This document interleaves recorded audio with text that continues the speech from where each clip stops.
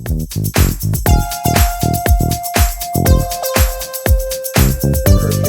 now.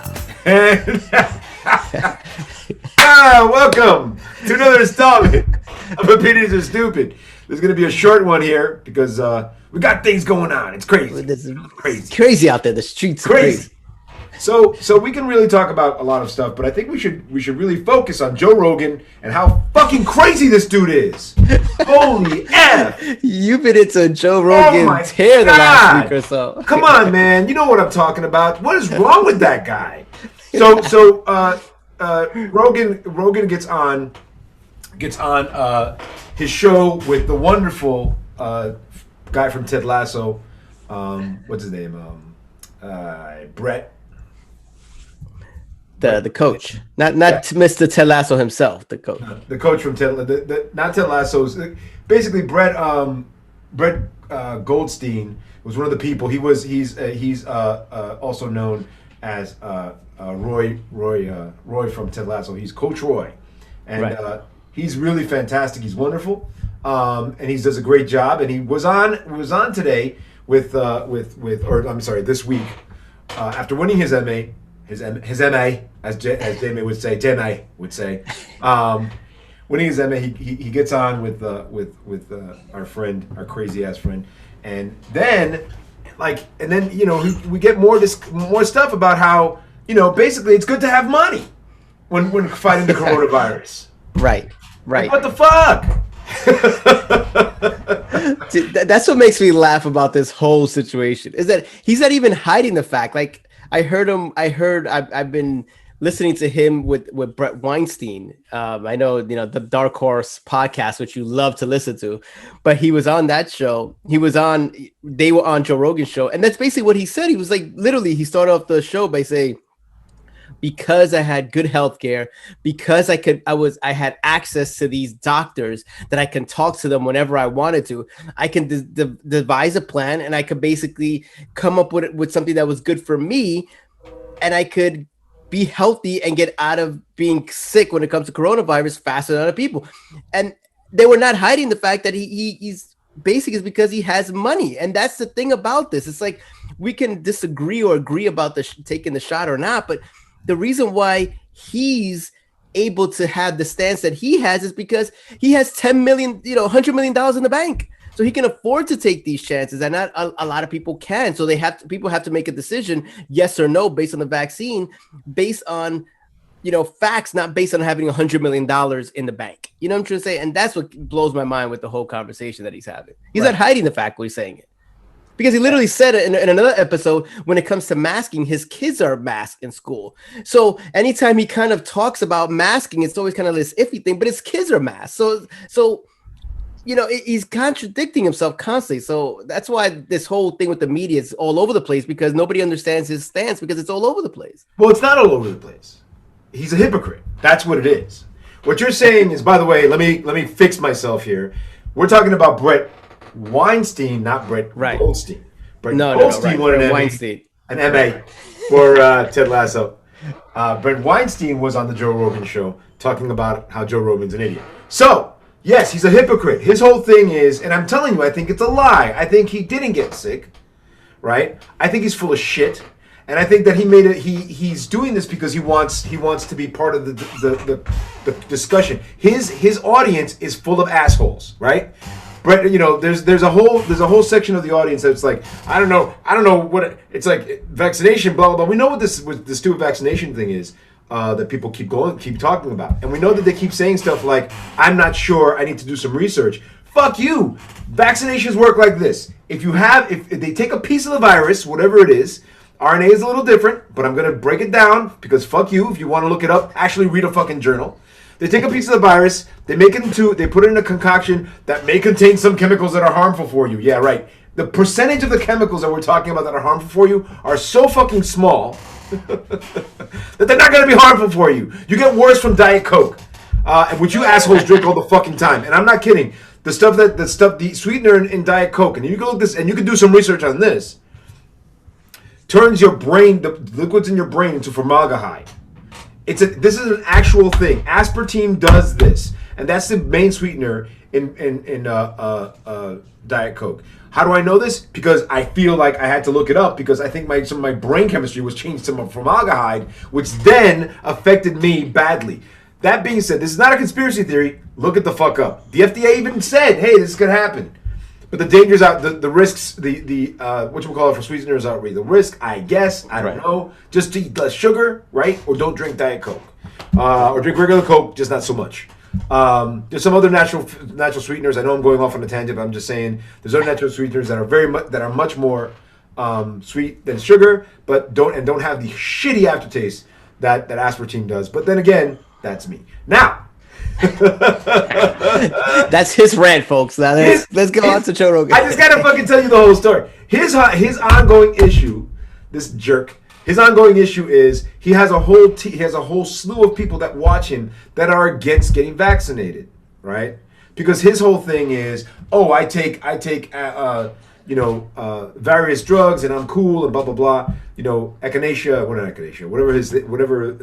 ayahuasca and shit like that, and DMT and whatever. Which, by the way, I don't disapprove of. You should take DMT. You should take ayahuasca. You should take all these things. Ayahuasca. You should take all these things and be part of the expansive mind thing. But for some reason, his mind doesn't get expanded. It gets small. It gets smaller into this mush where he figures out things that don't make any sense. If you're telling me your kids are wearing masks to go to school, right?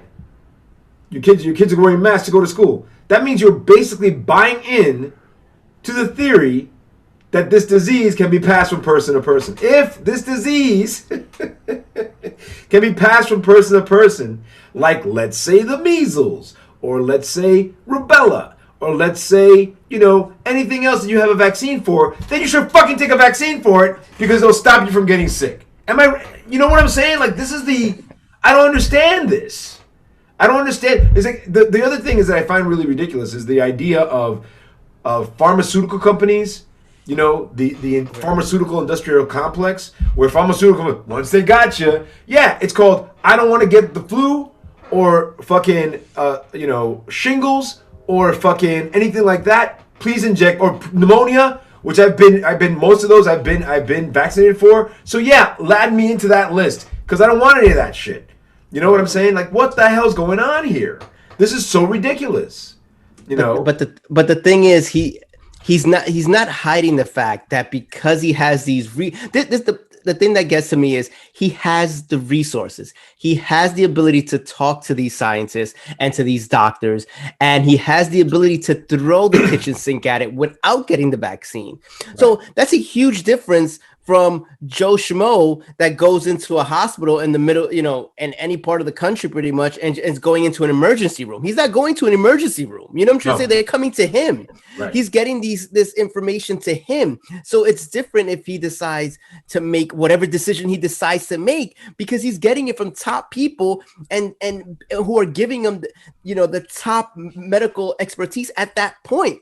So he can go and make a decision. And that's what kills me is that, so when people say, oh, well, he's taking this stance, so I'm going to do it. We're not in Joe Rogan's world. You know what I'm trying to say? We're not even close to it. Right. So we can't make that same choice. Nope. If everybody was making $100 million, then maybe you wouldn't need the vaccine. But people don't have that ability. You know what I'm trying to say? So we have to kind of look at it through both lenses. But he's looking at it through his lens and saying, this is what I believe. Just say, this is what I believe based on my situation, because that's different than most people's situation. That's just the way I look at it. You can't be Joe Rogan with $100 million in the bank and think that he's doing the same decisions as somebody who's making $20,000 a year. Right. You know what I'm trying to say? There's two different worlds. Right. So they don't have the same resources. Right. And that's what kills me about that. Of course. And the fact that his kids go to a private school and yet they're basically expected to wear masks. By the way, the reason why the private school expects you to wear masks is because because they're private and not government. Speaking of Republicans that keep talking about government being in, going up your ass and whatever, they're doing the exact same thing they keep saying Democrats do, right? Where government controls you. Same thing with their idea of how to do abortion. Texas is really fucked up, but Joe Rogan's school is a private school for his kids, and they're saying, "Fuck you, wear a mask or don't come to school." And what do you say to that? When you're in probably the most liberal part of Texas, you say, wear the mask when you go to school.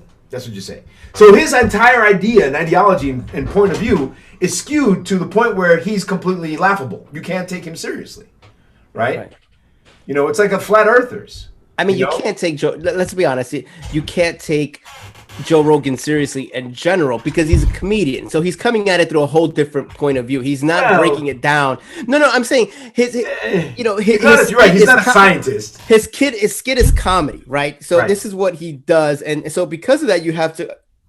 I've always, listened to Joe Rogan with a grain of salt because he's a comedian and he's saying things to be funny and to be provocative and to try to, kind of prickle you a little bit just to get you going. That's just the way comedians do. So I don't take him seriously, but some people do. So if you are Joe Rogan, you have to understand that and know that your situation is different from the people that are listening to you because $100 million is a big difference. You know what I'm trying to say?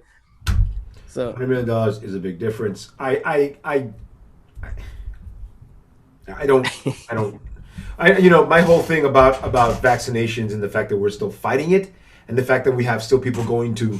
Okay, so Idaho. This is great.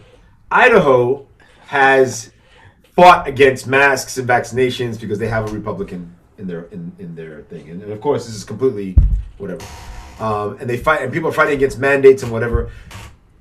65% of the people out there are like, please get us mandates, please, for God's sakes, right? Let's just go with the mandates. Corporations are like, yeah, fuck you. You're gonna have to get a shot if you want to come to work. If you don't want to come to work, work from home, right? Which is annoying some people, but I don't care. There are other places that are like, if you don't get a vaccination, you can't work. You have to go, which is really upsetting people. But the amount of people today in one of the White House briefings, or yesterday in one of the White House briefings, the amount of people that are losing their jobs because of this, and the amount of people that aren't getting vaccinated are something like 1%. So across the country, people who are being told that it's a mandatory vaccination and aren't doing it, it's 1%, a very vocal minority that the Republicans want to hold on to, so they can then, But the unfortunate thing is, this entire thing is biting them in the ass. Right? So the House fights for these seats, and the congressional seats are going to be marred by this idea that these individual people are fighting for these tiny parts of whatever. They're going to be like, fuck you, you didn't do anything to protect me. There's a good chance you're going to lose your seat. The Lauren Bobbitts of the world, who everyone hates. Everyone in her, Lauren Bobbitt won her seats during the year that right before the year that Trump was about to run for office, and there just wasn't a whole lot of need in her. Nobody went and voted for her, but they hate her so much she will not keep her seat in the House of Representatives. They hate what's her name so much that the other one from Georgia so much that she's not going to keep her seat either. And the fact is that she was on a plane wearing a mask. And in Idaho, which is pushes up against Washington, they are their hospitals in rural areas are overflowing with COVID cases. So what's going on is the people in that state are heading to Washington, and Washington is telling them, don't come here if you got COVID. Stop coming. You're overwhelming our medical situations. So there's that as well. This is going to be a COVID show, I think. I mean, we can talk about riddles, we want, but You're in the COVID zone right now. You're in the code red, literally. You're feeling it. COVID heat maps. COVID-19 tracking mail. Let's see. What it transmits for you? Hotspots. Okay. So I can't show you this because I don't want to do this, but in the Mayo Clinic, the hotspots, the really hotspots are Wyoming. The average cases of 500. It's like per 100,000 people, 97. Fully vaccinated, 41%. Montana, the daily average case is 982 people. Daily average. There's like 982 people in Montana. The great state about that. Idaho's average daily, right, is 1,261 people, and 41% are fully vaccinated. In New York State, which is a very populous state, the average daily cases are 5,000 people in all of the state of New York. but pretend that's 26 people, and most of those are unvaccinated. So we're at 63%. And New Jersey, very similar number, 2,000 people. We have a lot of people in New Jersey. 20 people per 100,000, and we're at 60. I think it says 64% there. 64.1%. So against population. Oh my God, Florida's daily is 7,500. Wow. Texas's numbers are 11,000. 43 people per 100,000. That's a lot of fun. I mean, we're still deep into this. I mean, people thought we were out of the woods. We're not out of the woods. Well, we're not out of the woods. We're not out of the woods for the people who are unvaccinated.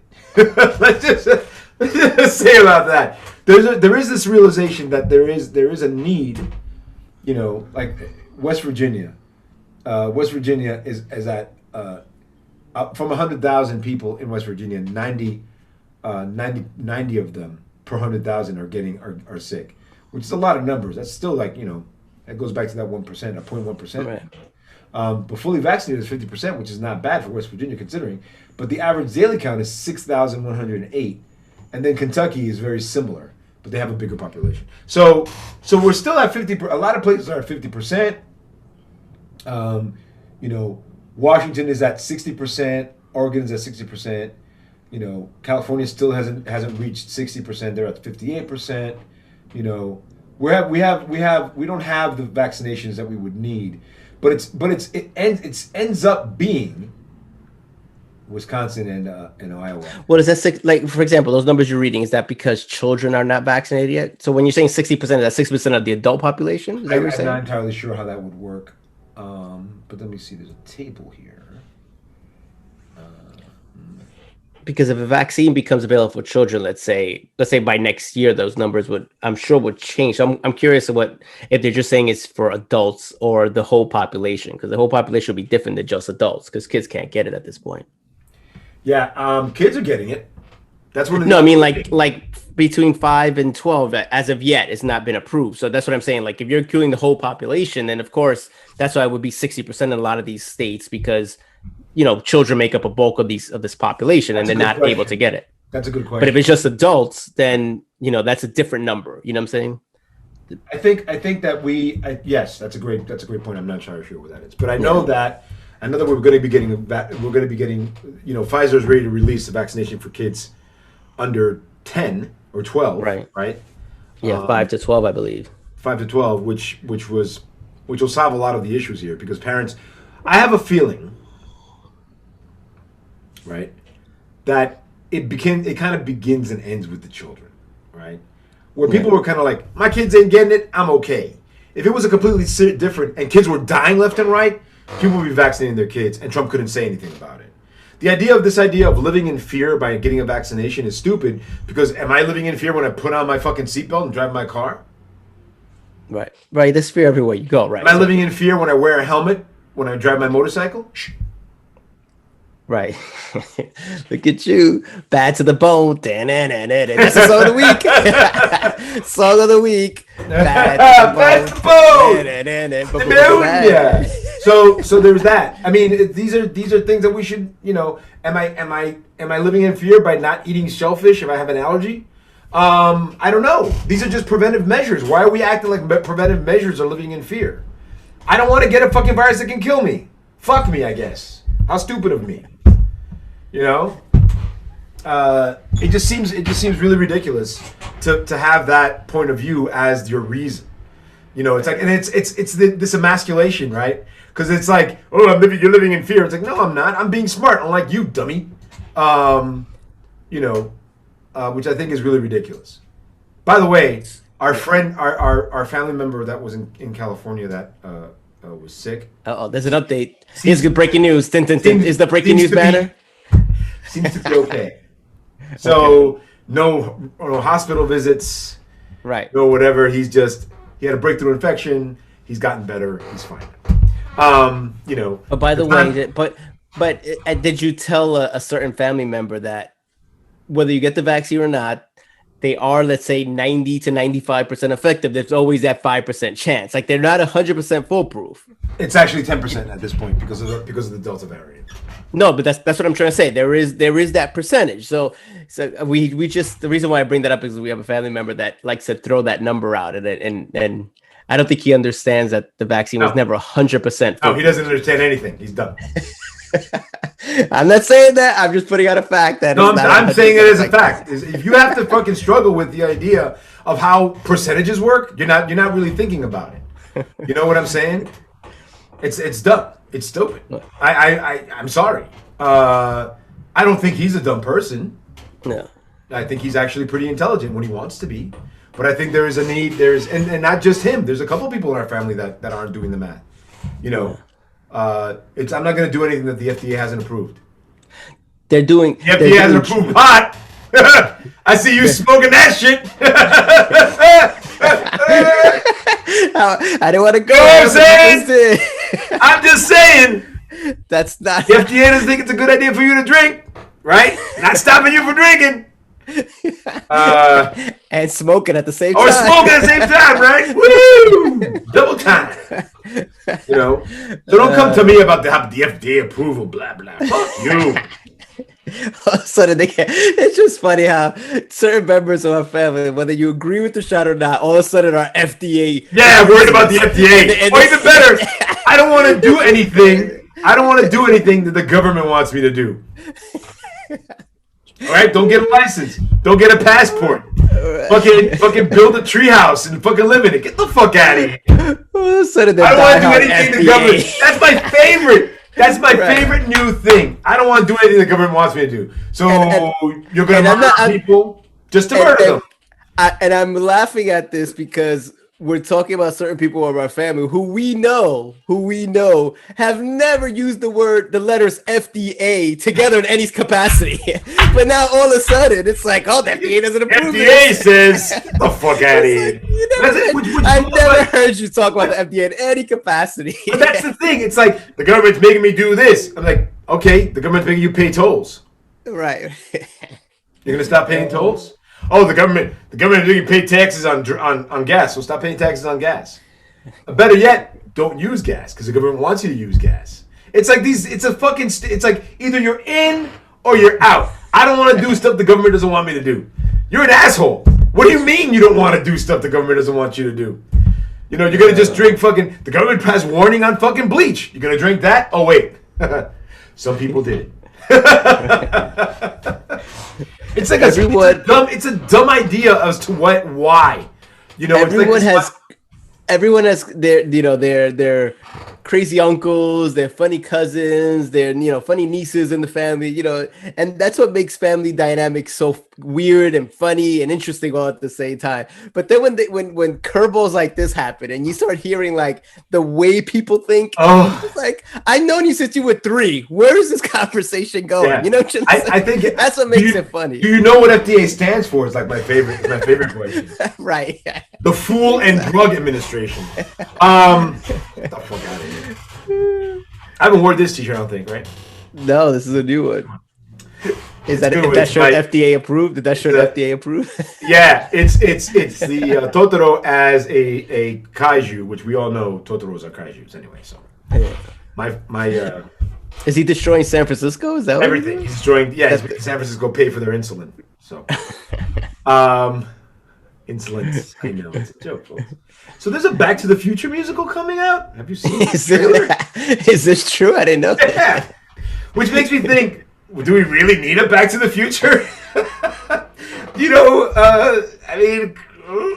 I mean, the original really, touched a lot of people at the time. Like it really, hit a nerve. So I guess. I mean, people don't know what the fuck it is anymore. Will millennials care about Back to the Future? They don't know what it is. Millennials don't know what it is. Like when the millennials were like, "Hey, this is really true." When Universal Studios got rid of the Back to the Future ride to put in a Spider-Man ride, and people were asked, "Well, what do you feel about that?" And they were like, "What's Back to the Future?" Right. Because it's not an evergreen property, right? Like Spider-Man, Back to the Future. Right. What the fuck is that? And the fact is that it was specific to a generation of people. Right. that aren't Right. me, us, part of Gen Y, and a very small part of Gen X. I mean, a very small part of millennials, very small, because those are the kids that watch it on TV all the fucking time. Because TBS had it on TV all the time. Whereas Jurassic Park is constantly moving through stuff, so you're seeing more and more Jurassic Park, and that leads you back to, the property, the original property, and all that. Right. They're not making Back to the Future cartoons or anything to like update, or reboot or anything like that. Like you would think they would make a Back to the Future movie before they make a musical, just to kind of get the buzz back and then try to go for the music. I don't know how they would. Because it's 30 30 years old already, though. Back to the Future is 30 years old. So. Yeah, but think about it this way. In 1986, 30 years, going back 30 years brought you to 1956. Right. Right? So what does 30 years from 21 bring you to? 1982? Right. Yeah, I see what you're saying. It's a whole different. It's a whole different world. It takes you back to 1992. What do we need to reminisce about 1992? Nirvana. Maybe we could do that. I mean, but it's not going to be. I mean, you can do it. You can. Don't get me wrong. You can do it. But it's going to be a little bit of a. It's a different dynamic. Bit of a work, man. It's going to be a little hard. It's a different dynamic. I understand what you're saying, but my point is, if you reboot it, it should be in a movie or a TV show first, like a Netflix special, season long. See the traction before doing a musical. Because unless they're saying, forget the millennials and anybody else, we want the 40, 50, and 60-year-olds to come see it, and we're going to do this run for 5 years. You know what I'm trying to say? That might be the only thing they're thinking about. Yeah, but you know why that's not such a good idea? It's fucking Huey Lewis in the News music. So it's like, what? It's like Huey Lewis in the News? What? Right. It's like two songs. It's Back in Time and fucking the other one. Back in Time. Yeah, exactly. That's a song. Gotta get back in time. Speaking of the 80s. Okay. Speaking of the 80s, I wanted to talk about the documentary that was ESPN did about the 86 Mets. If you haven't seen it, you have to check it out. I have to see it. We were just talking about the 86 Mets this weekend. It's 4 parts. So it's like 50 minutes long. It's not a lot of time out of your day. But what made this documentary really interesting, forget about the baseball perspective, because the Mets, the 86 team, the Mets in that time had been, dissected in many respects when it comes to baseball. But what made this very interesting was two kind of things that this documentary did that others didn't. The first one was it brought the 86 team and what was going on in the city at the time together. So you got to see, a lot of the craziness, a lot of the, the drugs and the sex, all the 80, craziness that was going on, and how this team gravitated, and basically brought all these crazy fringe elements together to revolve around the 86 Mets. So that made it really interesting. You got to see the 80s all over again, and we haven't seen that in New York in a while. You know what I'm trying to say? I have ESPN as part of a package, but I haven't never downloaded it. it's a 30 for 30. They're quick. They go through like parts, of the history of the Mets, but it really focuses on the 80s, and you get to see, a lot of, they even touch a little bit on race in the 80s and how the Mets were affected with race with George Foster and how he was, exited from the team. So it really was interesting in that sense. But 1986, 1984, 1984 was when the Central Park 5, that whole thing happened. No, I'm sorry. They talked about that was 87. That was 87, right? Yeah. They talked about the Preppy murder. Remember the Preppy murder back? They talked about that. They talked about they talked about different crimes and things that were going on in the 80s. Not just 86, but in general, how the city was kind of like this dump. How the city was trying to kind of re-energize itself, and the Mets came in the perfect time to bring all these elements together to kind of give the city its kind of like second wind. You know what I'm trying to say, and how it kind of like came back. So it's very interesting how they did that. Okay, the other thing that made it interesting, it's called Once Upon a Time in Queens: The Wild Ride of the 86 Mets.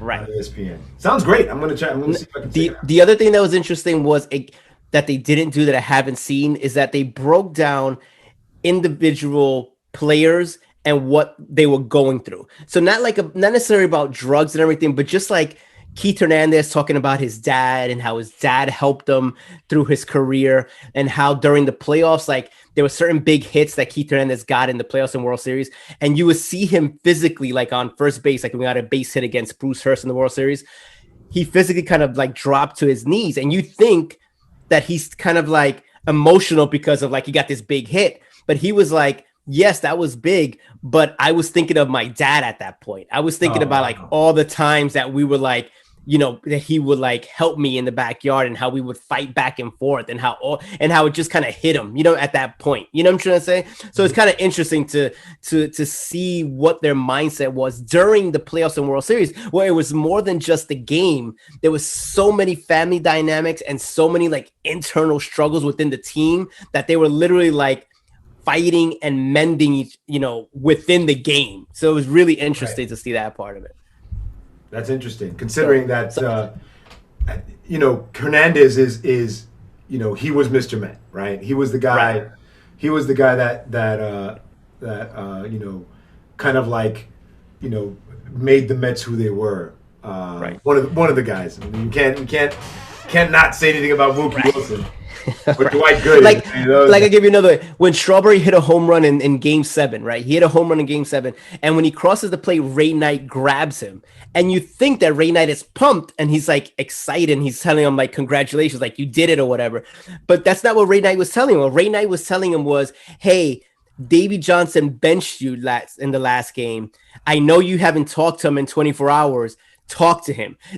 After he hits the home run, when he hits home plate, you know what I'm trying to say? Like, who's thinking about that in Game 7 of the World Series? But Ray Knight was, the team was, you know what I'm trying to say? And like things like that, you're like, that's what Ray Knight was telling him. Like, I always thought as a kid, Ray Knight was pumped and he was like, yes, you did it. We're going to win this. But nope. He was like, go talk to Davey in the dugout and like apologize to him. It's like stuff like this. It's Game 7 of the World Series. That's what you're worried about. People's because they're concerned about, right. They're concerned about, but the team dynamics of the Mets of 1986, actually 1985, 1984, 1985, 1986, the Mets were just fantastic.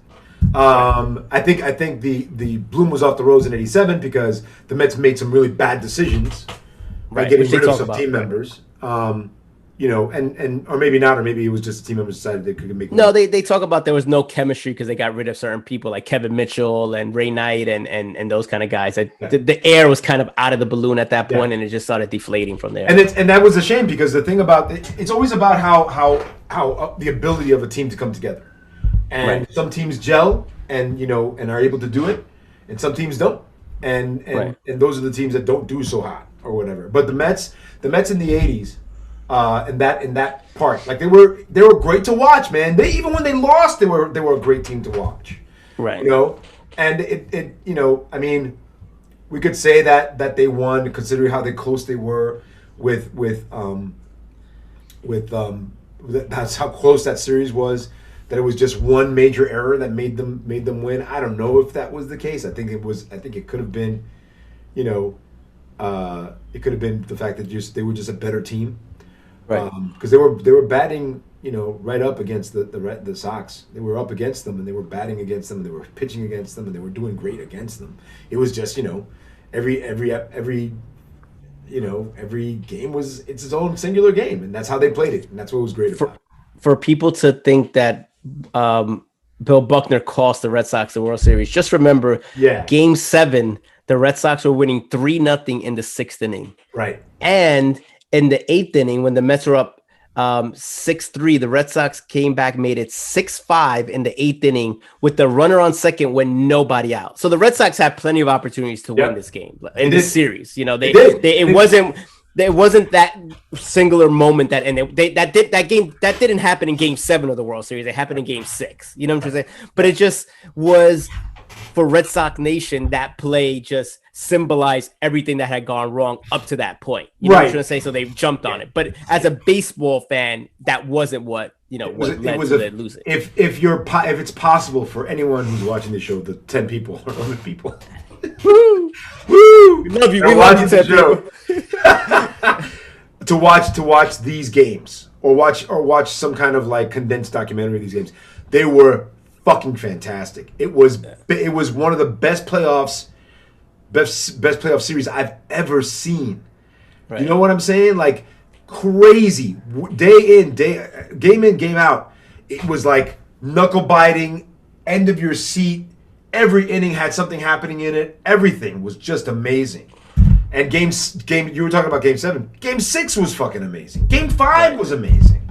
You know, these were fucking great. It was a great series of. And I'm not the biggest baseball fan, right? You know, I'm not. But buy me some peanuts and Cracker Jacks. We didn't go to a game this year, man. I mean, I know because there was a lot.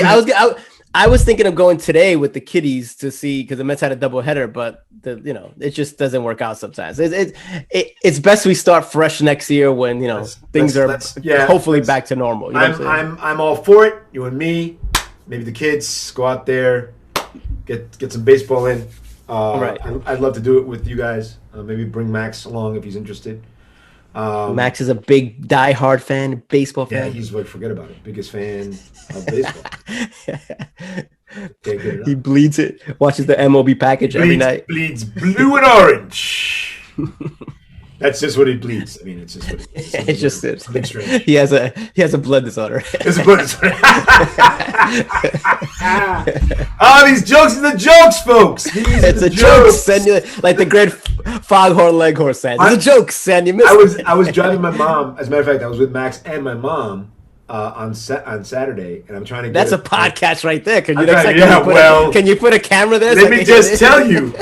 Yeah, you kidding me? So my mom's holding on to the side of the car, like mom, put a seatbelt. Right, breathing hard with the people in the back seat don't need to wear a seatbelt. That's the other thing. People in the back seat don't need to wear a seatbelt, holding on to the car like it's gonna fall, like she's gonna fall out of it. Put the seatbelt on. I had Max help her, but we drove down 4th Avenue and 60, trying to get on the belt. Right. And she was like, "That's where Jason lives." He's pointing at your house, your building, and I'm like, "How do you know?" He's like, "He lives there." I'm like, "I don't know that. Get out of here." That's it. Somewhere around there. So funny. And then he's like talking about the stuff that happened to your apartment. I'm like, "All right, Mom, take it easy." They all know. Everybody knows. Everybody's talking about it. Pick up the phone. Right. Right, telegraph. Did you hear this? That's going to be gone soon, though. That's that whole thing. That generation is just like, it's going to be sad, too, because they crack me the fuck up. They're funny as fuck, all of them. Those sisters. Right. We have our family is a whole lot of women. And I thought we talked about it before, which is fantastic, but they're slowly going on. Old school too. Very old school. Old Dominican school. Right. So it's that kind of a thing, and it's really awesome how great they are. They're just fantastic people, and I really love them, and I miss them already. Right. We were very lucky growing up to be surrounded with very lucky, strong, independent women who basically said, "I'm doing this the way I want to do it." I mean, that's really what happened. You know what I'm just saying? They took. They really didn't have much of a choice, though. Yeah. No, you're right. Immigrant women don't have a choice. They were never sulking. They were always fun and having fun and enjoying life, even though they were working crazy hours. And we really got to see, what it was to like work hard but like live life. You know what I'm trying to say? Yeah, and all of them, and many of them were like, dealing with divorces and children and. They were some of our families were bigger than others, but we were all it was just awesome to be around. It was just great. I'm hoping that finally when winter's coming and stuff, so we'll see what happens with COVID and the various variants. I'm hoping that next year we'll be really back to normal with the family and be able to see them. Right. To do stuff. Right. Yeah, and be able to get together more often and whatever. And we're running out of time because you got to get out of here. Yeah, this is a big. Before I go, I saw a T-shirt that said "I am variant," and I thought that was cool because it was a play off the Loki thing. So next time when you're looking at your T-shirts, look at that and as a variant. Yeah, I'm trying to get myself. My next T-shirt's gonna be a King Kong Escapes T-shirt. I think. Oh, nice. Can't go wrong with that. I got to go with that. We'll see. Maybe. So what's the song of the week? Huey Lewis in the News or sure, Power Love? Why not? Power Love. Although your Bad to the Bone is pretty funny, so maybe it's a twofer. Yeah, we got to see your motorcycle story next week. I'm not saying, I'm just saying you've been aficionado of revving up the engine. I'm just saying that maybe there's a motorcycle story in here somewhere. Right. Maybe. Doing backflips. All right, folks. Until next time. It was very short this week. Good half hour for those 10 people. Just for you 10 people. We came with tightness. Tightness gave you a little bit. A couple things before we go real quick. Ted Lasso ends next week, dude. It's finished. Right. So I should be caught up. I started, now that it's kind of ending, I've been trying to catch up. So I should be caught up. Okay. It's so really good season. I really like it. I really want to have a Ted Lasso show, so we can break down season 1 compared to 2, an hour and a half straight on that. So that's all right. All right, we can do that. And secondly, in 2 weeks will be my birthday. But next week is the first week. Oh, next week is my birthday. Next week is October 5th. Right. My birthday is the 6th, so it's going to be very interesting. And Bond comes out next week, so get excited. After 2 fucking years, we get to see a James Bond movie. All right, folks. Until next time. Enjoy. For the people. For the peoples. Power of love. Bye.